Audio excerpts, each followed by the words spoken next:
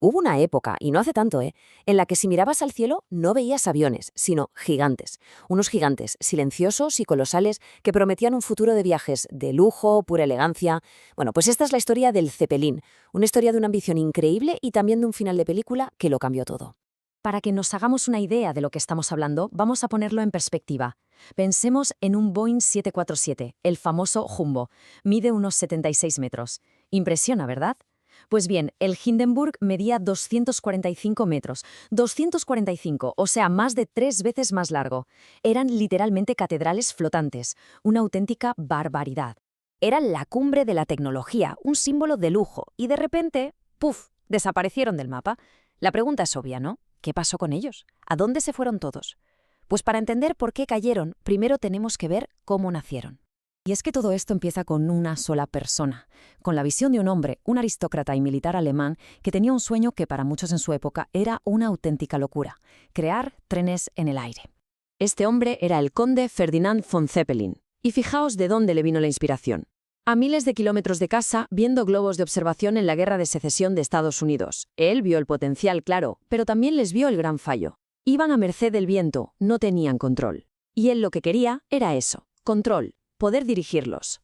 Y bueno, después de años y años de darle vueltas y trabajar sin descanso, en julio del año 1900 su sueño despegó, literalmente. El primer dirigible Zeppelin, el LZ-1, se elevó por los cielos sobre el lago de Constanza, en Alemania. Aquello fue el inicio de una era completamente nueva. Vale, pero la pregunta es, ¿cómo se construía algo así de enorme? O sea, ¿qué clase de ingeniería hacía falta para que estos monstruos flotaran con esa elegancia? Vamos a meternos en faena y a ver cómo estaban hechos por dentro. A ver, lo primero y más importante que hay que entender es que un Zeppelin no era un globo gigante. Para nada. Era un dirigible rígido. Esto significa que tenía un esqueleto interno, una estructura que le daba esa forma de puro tan característica, independientemente de si el gas de dentro empujaba más o menos. Y aquí la clave estaba en los materiales, claro. El esqueleto era de duraluminio, que para que nos entendamos es una aleación de aluminio súper ligera pero muy resistente. La piel era de tela de algodón tratada y recubierta con partículas de aluminio para que el sol rebotara y no se calentara el gas. Y ojo, por dentro no era un único globo, tenía hasta 16 celdas de gas separadas, mucho más seguro en teoría. Y aquí llegamos al meollo de la cuestión, al elemento que les daba vida y que, a la vez, escondía la semilla de su destrucción: el gas. Usaban hidrógeno. Era la opción lógica, ¿eh? Levantaba muchísimo, más que el helio, y era más barato. Pero tenía un pequeño problema. Ardía con mirarlo, era tremendamente inflamable. A pesar de este peligro que flotaba en el ambiente, nunca mejor dicho, los años 20 y 30 fueron la edad de oro de los cepelines. Se convirtieron en el Concorde de su época, la cima del lujo y la única forma de hacer viajes de larga distancia. Los aviones de entonces ni soñaban con cruzar el charco. De hecho, se ganaron un apodo muy famoso, el Titanic del cielo. Y no solo por lo enormes que eran, era sobre todo por el nivel de opulencia que llevaban dentro. Un lujo que, visto desde hoy, parece casi de ciencia ficción. Es que hay que imaginar la escena. Los pasajeros viajaban en comedores de lujo, con sus manteles de lino, tenían camarotes privados con camas de verdad, y lo más increíble de todo era el salón para fumadores, en una nave llena hasta los topes de hidrógeno. Suena a locura, pero estaba todo pensado.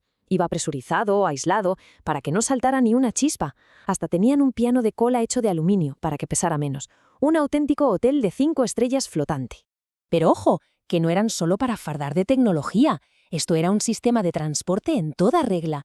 El Graf Zeppelin, por ejemplo, fue el caballo de batalla. Dio la vuelta al mundo en 1929 y tenía una ruta fija y regular entre Alemania y Sudamérica. Luego, el Hindenburg, el más famoso, hacía la ruta premium, Frankfurt-Nueva York, en unos 2 o 3 días. Pero bueno, ya se sabe que todo lo que sube tiene que bajar. Y en el caso de los Zeppelines, la caída no fue suave. El sueño no se apagó poco a poco. No. Se convirtió en una pesadilla en cuestión de segundos. Fijaos en la cronología, porque es de vértigo. En el 29, el Graf Zeppelin está en la cima del mundo. 7 años después, en el 36, el Hindenburg empieza a cruzar el Atlántico. Pasa solo un año. Uno. Y ocurre la catástrofe. Y para 1940 ya no quedaba ni uno. Los desguazaron. El final fue fulminante. Y ese momento que lo cambió todo tiene fecha y lugar. 6 de mayo de 1937. Lakehurst, Nueva Jersey.